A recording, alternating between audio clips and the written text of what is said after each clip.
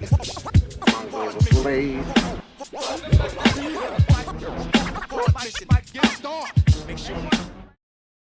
It was the moment everybody was waiting for. Smackdown, June 16th, 2023. Let's get into it. No news and notes. So, directly to Roman being in the building. He shows up, tells Paul Heyman his girlfriend, Kayla Braxton, is there. She wants to know if they spoke to Jey. They just look at her funny. Then, of course, Roman asks the question if Paul had spoke to Jey. He says no. Then Paul foolishly asks Roman if he spoke to Jey, to which Roman said, when he's the tribal chief, I'll reach out to him. I'm the tribal chief. He should be reaching out to me. Then demands that Paul Heyman go find Jey. Heyman goes finds Jey. Apologizes to Jey for telling him the truth about Jimmy, that Jimmy was always jealous of him, screwed him out of the United States title. Jimmy did all of this on purpose out of jealousy. So Paul gets told that if he's out, that he's out by Jey. If I'm in, you out. Paul goes to Roman, can't give him any information whatsoever. He leaves. Solo kind of wants to handle the Usos, and Roman's like, nah, it's okay. You know, we got plenty of time. They didn't have a lot of time, really. They got the final segment. As Jey is coming to the ring, he runs into Sami Zayn, where they just stare at each other. They don't say anything, but they just stare. And it was sort of the final, you know what to do kind of thing. So the big in-ring segment, this is what everybody wants to talk about. Roman, Solo, and Heyman are in the ring. They call out Jey. Jey comes out there. Jey wants Paul out of the bloodline. So Roman says, look, you can pick any wise man you want when you are the tribal chief. But that's my wise man. He's helping me. You know, then he starts telling Jey that he spent 3 years grooming him. That he's supposed to bring everybody to the promised land, but Jey is supposed to keep them there. You know, it's not the problem. It's not Roman. The problem is Jimmy. So then Jimmy comes out, says the problem is Roman, and that Roman is using Jey. And then Roman dumps in and says, it took 10 years for me to get y'all in WrestleMania. But y'all been with me. You main evented WrestleMania. So then he tells Jey that he can't be the tribal chief and a twin at the same time. Then he ups the ante by saying that Jimmy never wanted Jey to be the right-hand man. And then he asks Paul Heyman. So Paul admits that he was being very weaselly, of course. Admits that Jimmy always had a problem with Jey being the right-hand man. And then Jimmy admits it. Jimmy admits that he never wanted Jey to be the right-hand man. So Jey starts flipping out. He flipped out, saying that Jimmy was doubting him and that he spent his whole life hearing that he should listen to his big brother and following behind his big brother. And he thought that the Usos were competing with Roman, but the whole time it was Jey competing with Jimmy. So after getting all fired up, he decides Jimmy is out. Jimmy is out. Then seconds later, Jey is out too, and the big super kick to Roman, which ended up just absolutely nearly destroying that building. The people popped, and it was crazy. It was a sustained pop too. Solo sold it like he was, shocked. Paul was outside the ring crying. He was throwing a fit. Roman half sold the super kick, especially when he just put his hand on his head like, oh, and he was jawing, and they super kicked him, double super kicked him. Then they double super kicked their own brother, who everybody forgot they was their brother by this point. It was excellent. 10 out of 10 segment. They really pulled Jey in both directions. Having Jey be kind of jealous of both of them. He's a little bit jealous of Jimmy and jealous of Roman. you know. And you know what they say, when a good story, the end hangs on the beginning. And Roman said, we've been grooming you for 3 years. And you remember the first promos for their Night of Champions match when Jey said, why can't I be the tribal chief? You know, why can't I, take care of everybody's family? Why can't it be me? You know? And this is kind of where we are with it now. Now we at the position where they think that they can do it. Together, everybody knows who they are now. He put the Usos on the map. Now it's Jey's time. And I think at the end, that's what this is going to end up being about. Is that it's going to end up being, the Usos versus Solo and Roman. But this is going to be Jey Uso believing in himself that they don't need Roman anymore. And that in reality is Roman holding everybody else back. As opposed to what Roman was saying he says, you're an anchor. I gave him wings. Which is, I like that. I really like that. That was very good. It was a really good segment, So it's all about when we're going to do this tag team match. Are we going to do this tag team match at SummerSlam, or are we going to do it in London? Now, it seems like we're going to do it in London because I foolishly thought that the pay-per-view was June 17th. I don't know why. But apparently it's July the 2nd. So we got like another 2 or 3 weeks of this. So I'm guessing we're going to do this at Money in the Bank, since Roman has to be there anyway. Which, of course, begs the question, what the hell is SummerSlam main event going to be except for rematch? So, Roman and Solo versus the Usos. That's going to be money. That's going to rule, That's going to kick ass. Now, I've been reading a new book from Jack Donovan. It's called Fire in the Dark. And it's another book on, mythology, but it's more of a masculine take on it. It kind of takes the king, warrior, magician, lover, and puts it in a proper context in terms of what they call the tripart system of male masculinity. The king and the magician are actually more like one piece than the warrior and the lover. And it's a breakdown of, okay, you have the king magician. That actually equates to the father figure, who is both the creator and, a creative force, because that's what the magician is. The magician is a creator. The father is also a creator, but he also is the one who presides over the boundaries or the kingdom or whatever, which is, as the father is supposed to watch over the household. And then there's the second one, which is the warrior, what he refers to as the striker, the one who is the protector of the kingdom.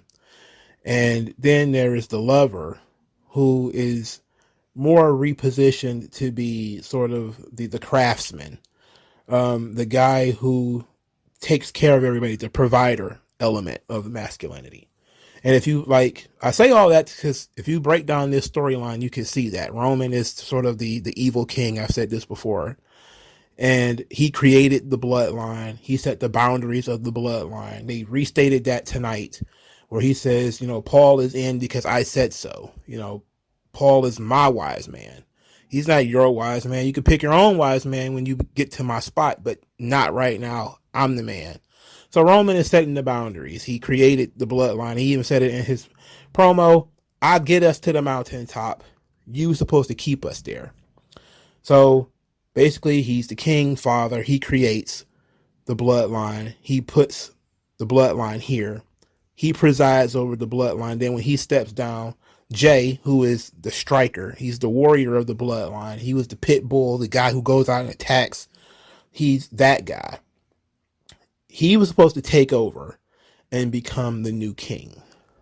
And Jimmy was supposed to be sort of the craftsman, the guy who helps everybody, the guy who provides moral support, who stands behind Jey, who stands behind Solo, who stands behind Paul. He was a support system. There was a provider element to Jimmy's character. So you can see how these characters are kind of broken down in that way. And Solo, when he came in, he became the striker, right? He became the warrior, the guy who protects the bloodline. That knocked Jimmy, not Jimmy, but Jey out of alignment. So now you got Jey not sure where he fits anymore. So this was a really good story to break it down, what has been going on, because you're not really sure what Jey is supposed to be doing anymore. Because now Solo is the striker. He's the guy who's going to go out there and take care of the problems. He's the problem solver because the Usos couldn't be trusted. They were, they couldn't go certain places because they got criminal history, and they had a history of mucking things up.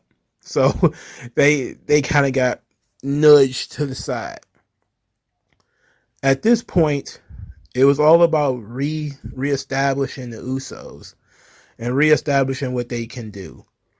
And in a situation where you have an evil king who is most of the time paranoid about people trying to take his spot, which is something that Roman talked about earlier. And the early Roman Jey feud was about Jey wanting to be the world champion, and Roman taking that to, you want my spot, you want to be the tribal chief, you want to take over, you the man, huh?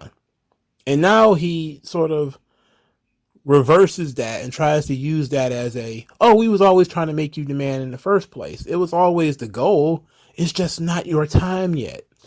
It went from, you're not ever going to be on my level, you can't be me, to, you can be me, but only when I'm done. I'll move to the side and you can step in. Like, I'll bow out gracefully.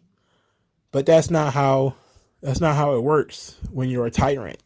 When you're like a tyrannical king, you don't get to make the decision that you're just going to bow out gracefully. You have to be forcefully removed. And Jey Uso, being the guy who his character cares so much about his family, and he was the guy who submitted to Roman Reigns in order to protect his family, he sees that the bloodline is destroying the family. That Roman is has manipulated his younger brother, is trying to manipulate him, has tried to turn Jimmy and Jey against each other. Even said you can't be the tribal chief and a twin at the same time. And didn't expound on that at all. It was just, you can't do it, because I said so. Now, we know that earlier in the story, Roman told Jey that once the Usos were put back together, it's going to be, which one are you again? Which is what they could have teased here. That Roman said, why would you want to go back and be, just his brother when you could be so much more? And Jey might not have the ambition to be anymore. That's one of the things about when you are manipulating people. What are you saying about them? You're making decisions on their behalf. Don't know what they want. And if Jey says, look, me and my brother, we always go together, that's going to trump any ambitions that I might have of either being world champion or being the tribal chief or whatever the case may be. None of that is going to get in the way of his relationship with his brother. And so that's the storyline that I see laid out here. And it was very well told. I think it was excellent. It was really good stuff. My only question now is, where do we go from here? Sure, we're going to do the tag team matches, but eventually Roman has to start defending that title, right? So, he's got 3 belts now. Eventually he's got to defend one of these titles. Is it going to be that maybe in the fall, he's going to have singles matches against each member of the Usos? Probably not at, SummerSlam. Then you got October, November, December. And then back to April. That's a long road. And if he has at least one singles match against each member of the Usos, and then you got to do the whole, probably next year, early next year, it'll be Roman and Solo, because eventually that has to fall apart too. We see a lot of busy time here for Roman. I don't see a lot of title defenses here for Roman. I see Roman being a champion is mostly ceremonial right now. And I think the company has kind of moved into that sort of space too, where Roman is champion kind of in name only. He doesn't defend the title. He just has the belts. And other people, they treat the bloodline like they don't exist. I talked about this on Raw, and this is the only knock that I have on this storyline, is that you have so many guys on the roster, they just pretend that all this shit's not going on. Like, the only person who pays attention to anything that's going on with the bloodline is Sami Zayn. Nobody else cares or thinks it's a prime opportunity to jump in there and challenge Roman for the title, because now the Usos are not going to have his back. Nobody comments on it. Like, why are these guys getting so much time? There's nothing. And I was talking about this when I talked about Cody and Dominic on Raw, where they basically ignored Money in the Bank, ignored the world title, and was like, I'd rather fight you at Money in the Bank. You're like, wait, what? So I gotta be honest and say it's the same thing here. Why is it that so many people are just kind of cool with Roman arguing with the Usos on television and not defending his title, and nobody says anything? Nobody goes to Adam Pearce and says, like, does Roman Reigns not defend the title ever anymore? Like, is that a new rule and I didn't know anything about it? Is that in the bylaws now that Roman doesn't have to defend his belt? That's the only knock I have on the storyline is, and I'm even okay with Roman still having the belt. I just think that it's weird. And it only makes sense for him to still have it if he's going to end up defending it against Jimmy and Jey. And it's probably going to be in a solo matches, and should be more than one. Otherwise, it was a phenomenal storyline. All right. Sami Zayn and Kevin Owens, they were watching the gauntlet. I hate gauntlets. I really do. Usually tough guys manage to get squashed or beat up in record time because it's a gauntlet. So I'm going to spare you the blow by blow and just say Pretty Deadly won the gauntlet. They defeated the Brawling Brutes, who were the last two. The Brawling Brutes pretty much ran the table on everybody else. Hit Row didn't even get out of the box. I mean, as soon as they got in the ring, broke, kick, and pinned. It was hilarious. It was so bad.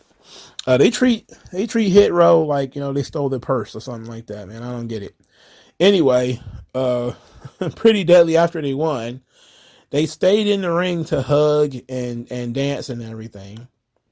So Sami Zayn and Kevin Owens came out there and says, look, you guys won the gauntlet. That's great. You're the number one contenders, but why are you still in the ring? Get out of here. So then Pretty Deadly made fun of Sami Zayn's stringy, matted hair, and then said that once they become tag team champions, they're going to be out there even longer. And then when you think it's over, we're going to be out here even longer. It was just so annoying. It was great. So then Sami Zayn lit the wick of Kevin Owens' temper, asking him, doesn't this upset you? And I was like, oh, please, he's about to start this motor mouth shit again. And then that's exactly what happened. And I was like, okay, never mind. Anyway, Kevin Owens and Sami Zayn chased off Pretty Deadly. They will have a tag team championship match in 2 weeks on SmackDown. So the tag team titles will not be defended at Money in the Bank. They're going to get defended on SmackDown the day before Money in the Bank. Great. Fantastic. That's just what we like to see. Nobody defending anything at Money in the Bank. What the hell is the card for that show? Like, really, what is the card for that show? No tag team championship match. No U.S. title match. No Intercontinental Championship match. No world. Well, I guess there's one world title match. They haven't announced the women's championship. Oh, yeah, yes, they have. No, they haven't, because the Asuka match is the day before. Rhea Ripley doesn't feud with women, so she doesn't have a tag team title match. What the hell is this Money in the Bank card going to look like? It's going to be a pastiche. It's going to be like somebody sat down with a People magazine and cut celebrities out of some shit. And I'm pretty sure they are going to end up shoehorning Logan Paul into this Money in the Bank match. And a lot of people have said that let's talk about it now, since, for no reason. That if Logan Paul is shoehorned into the Money in the Bank match, should he win? No. But if he does win, I think that says a lot about what WWE thinks about their roster. But I would hope he doesn't win.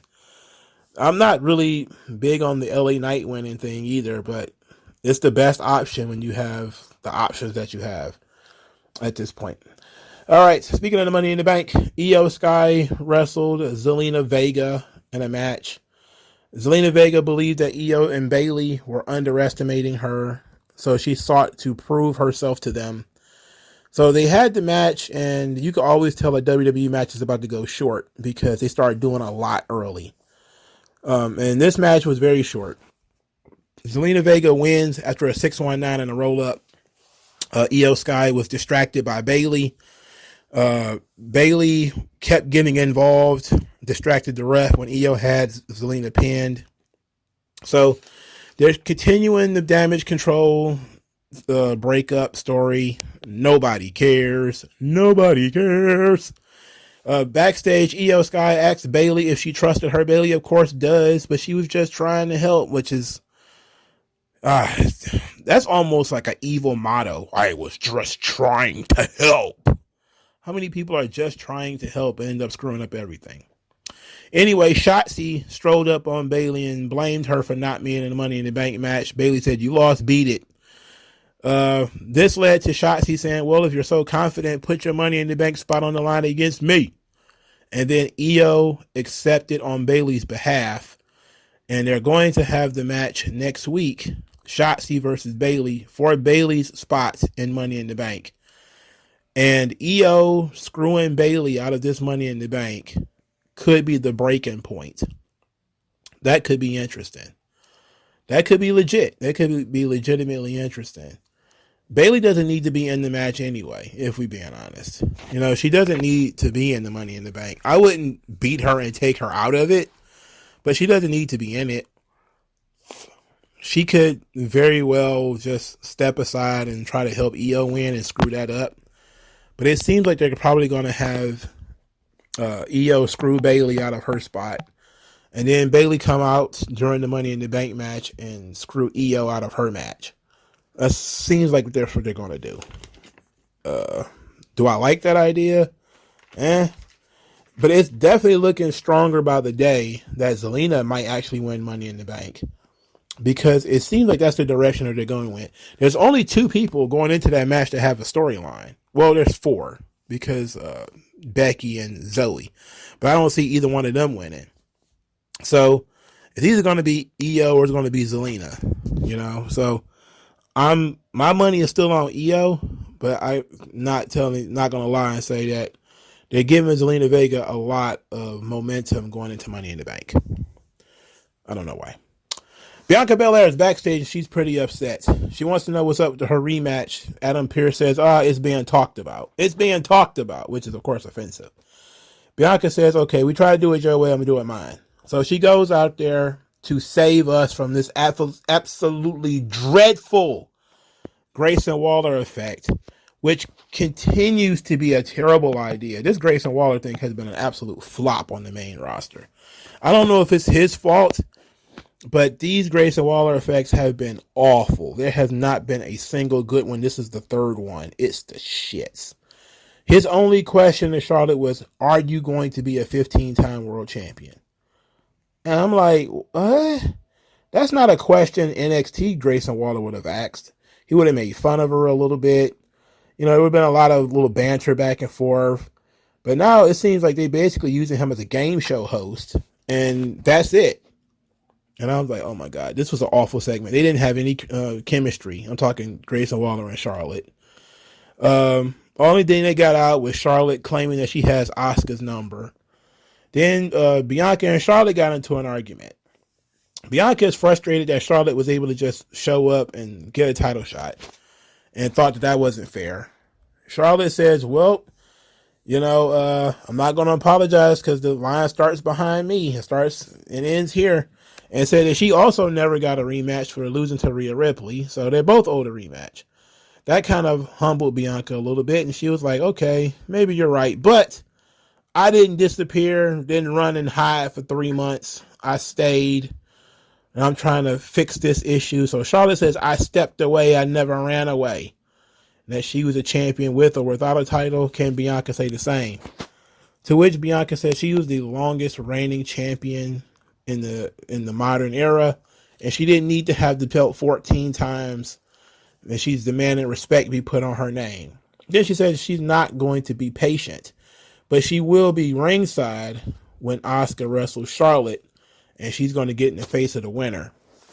And that was a very strong segment from Bianca because she showed a lot of passion in that segment, which is something that WWE babyfaces are almost always missing.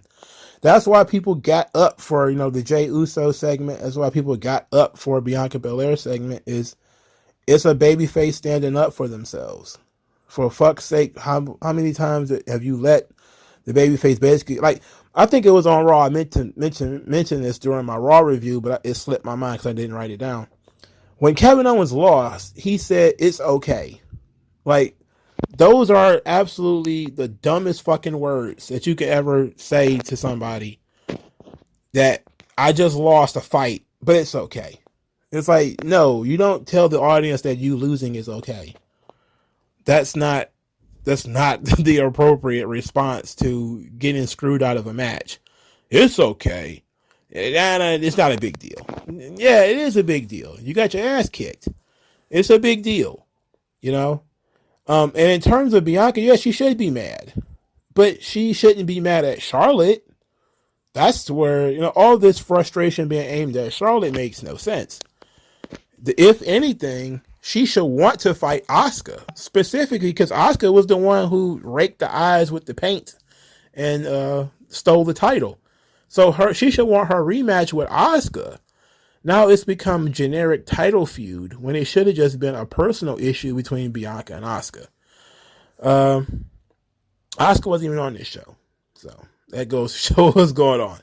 But we are dabbling into triple threat territory and also, starting to plant the seeds for the Charlotte-Bianca match, which is fine. I'm okay with the Charlotte-Bianca match.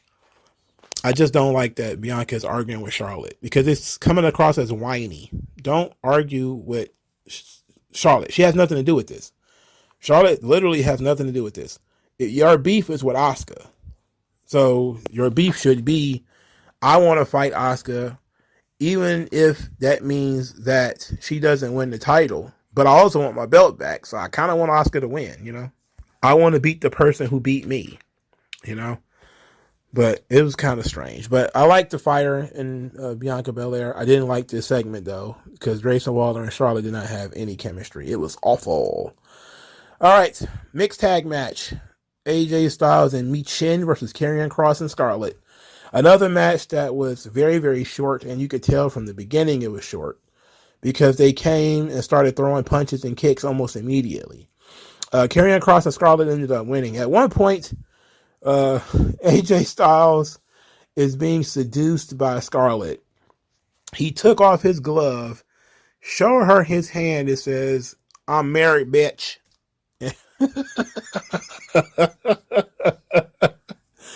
Like she cares. A woman like Scarlett doesn't care about you being married. I got told she was a medium by Wade Barrett. She's a trained medium. Oh my goodness, does she have a psychic hotline? Can she tell the future with her tarot cards? Like, what's going on here? Scarlett is not much of a wrestler. She's more of a valet, but using her sparingly is fine. Michin takes the pin. She sucks. No, it was actually AJ Styles who got pinned. My bad. She still sucks though. So Karrion Kross wins a match. Yay! That's all. That's great. Cameron Grimes is still shopping at Marshall's. He got beat up by Baron Corbin. The less said about that, the better. Who gives a fuck about either one of those guys? Rey Mysterio came out there. He firmly believes in Santos Escobar that he's going to be the future Mr. Money in the Bank. Escobar and Mysterio started speaking a lot of Spanish, and I'm thinking, like, you're in Kentucky. How many people in Kentucky truly understand Spanish? You're not going to get a pop for this. If it was in Arizona or Texas or something like that, maybe. But in Kentucky, they're like, hey, you need to speak American. They're not trying to hear all this gobbledygook in Spanish. Anyway, Santos Escobar cut a promo saying that this is the opportunity of a lifetime. He worked his whole entire career for this. He thanked Rey for believing in him, said he's fighting for Rey, fighting for his family, and for everyone with a dream. And I powered down, bro.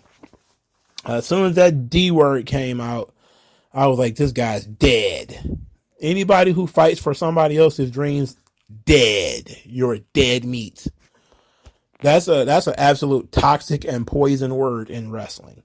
I never want to hear about your fucking dreams. Dreams are for people who go to sleep. You're supposed to be wide awake and focused. The moment he said the word dream, LA Knight came out there and immediately shoved Rey Mysterio. He punked him. He shoved him like a little boy. It was great. LA Knight has a match with Santos Escobar, which goes all of like 42 seconds, I guess. Actually, it was probably like 3 or 4 minutes. LA Knight loses, doesn't get to cut a promo. Escobar wins by actually a pretty creative victory roll counter, because LA Knight counters the victory roll. He grabs the ropes. Santos Escobar actually kicks his arm off the rope and then rolls him up even further to win the match. So it was a solid enough win. 2 members of the LWO win at the same night. I think that we're being led astray here. Neither one of them got a chance in hell of being in the Money in the Bank. As a matter of fact, I think after watching this, that EO and LA Knight are both shoe-ins to win the Money in the Bank, because there's no way in hell Santos Escobar or Zelina Vega is going to win this thing. That's pretty much it for SmackDown. Of course, the amazing Bloodline stuff. Everything else was kind of a mess. Austin Theory didn't get to come out and talk about his big win, or, that there was a tag team turmoil thing, which I absolutely hated. A lot of the Money in the Bank winners or Money in the Bank contenders are wrestling each other for no reason. They're just racking up losses. It's goofy. So, since I got you guys, I might as well talk a little bit about this lawsuit. So, MLW's lawsuit is still alive. The judge rejected WWE's motion to dismiss because they felt that WWE is basically being a little bit premature in what they wanted to dismiss the lawsuit. It felt like it was a little premature, and that what WWE is claiming that MLW has to prove, they don't have to prove at this particular stage of the lawsuit quite yet. So they're basically giving them a Hail Mary. So will this go to Discovery, which is going to be very expensive for WWE? Who knows? But ultimately, WWE is probably going to end up appealing this if they can appeal it. So we'll see what happens. They're going to drag this thing on forever and ever. But MLW got a slight W here. And being able to survive this lawsuit as long as they have is actually kind of a victory, considering a lot of the lawsuit is based off hearsay and things that they've read online that usually can't be verified, like what AEW makes or anything like that. You would think that this lawsuit would be jettisoned just based off the fact that MLW ultimately did get a television deal, which WWE didn't block and couldn't block because they don't have any business partnerships with that organization. But it's a California court, if I remember correctly, and California courts are incredibly liberal, and they're probably giving them a lot of opportunities to really punch through here. So the lawsuit is still alive. I know that's making some people very excited because they're trying to see what's going to happen out of this. I don't know, but I'm surprised that it survives the motion to dismiss. I'm actually surprised it's gone on this long when, they haven't provided any hard evidence. But at the same time, the court is saying they don't have to provide anything yet. They just have to put forth their arguments. And if the arguments have enough validity to them, they'll be willing to take it on. And that's what they're saying now, is that basically there's enough validity there to continue this thing. And my guess is they're going to try to force a settlement. That's pretty much what they're looking for here. That's what MLW has been looking for the entire time anyway, is they're going to try to get some kind of nice little settlement. And I said that when it started, that they're going to be looking for a settlement. And that's really what WWE doesn't want to go through Discovery. It's going to be very expensive. It's not like they're going to find anything. Like, I don't think that's the fear. But what you do is you go through all this crap, and then, you know, you end up spending more money on lawyers than you would have if you'd have just settled it and called it a day. And so basically that's what MLW is trying to do. They're trying to get a nice little influx of cash by just claiming WWE did all this stuff. And they're just going to reinvest it into the business.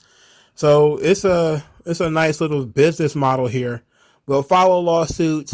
A friendly judge will let it go through. You're looking at how expensive discovery and a trial would be. Hey, it's far less to just pay us to go away. We can claim we won. You can claim you didn't agree to any guilt. You just didn't want to spend all this money. And MLW, it'll come out in the media like MLW won because they got money out of WWE. WWE will be like, look, we don't really care. Here, take your chump change. Your company's not really going to grow that much. Just here, take the money, go away. It won't change any of the stuff that MLW is talking about in terms of WWE's market dominance or anything like that. This lawsuit wasn't going to change any of that crap anyway. It's just a complaint. And they're just fishing for money. I don't understand why WWE just doesn't. I guess at this point, they're really going to have to just pay him out to go away. Because either that or they're going to fight this thing. And if they fight it, who knows what's going to come out of it. Not saying that anything incriminating may come out of it. It may not. But ultimately, why go through all of this if that, you know, they just want some money out of it and the judge is going to keep being favorable? Because this is like the second Hail Mary that they've allowed MLW to throw. And remember, they allowed them to amend the lawsuit to make it stronger. And when WWE filed a motion to dismiss at that point in time, it probably should have been dismissed. And then the judge was like, no, we're going to give them a chance to amend the lawsuit. So then they amended the lawsuit. They refiled it. WWE responded, a motion to dismiss again. And then the judge was like, well, you know, they don't, at this stage, they don't have to. And it's like, okay, look, what are you doing here? You know, do they have if you want to say they have a serious case, it's based on what evidence exactly? You know, this person said something, there's no direct evidence that they can tie to it. There's, it just all seemed very fishy and kind of suspicious to me. But all I know is this whole thing was all about trying to get a settlement anyway. And it seems like MLW might end up getting that settlement. And it might be an undisclosed amount of money, which is going to cover their legal fees. And it's going to be a nice, probably more money than MLW ever made in this lawsuit. If it's over $5 million, I would think that it would be, you got to ask how much WWE was going to spend in attorneys, you know. But that's the point of settlements. That's the point of lawsuits. And people, you know, they try to get settlements, and it is what it is. Who knows? Maybe in a few years they'll file another lawsuit. Oh, yeah. Since the last time we sued them, they did it again. All this same stuff. They did it all over again. And, you know, it's all garbage. But we'll see. So that was really the only note that has come up. But we had to talk about the Bloodline first. Anyway, thank you guys for your time. I'll talk to you guys later. Peace out.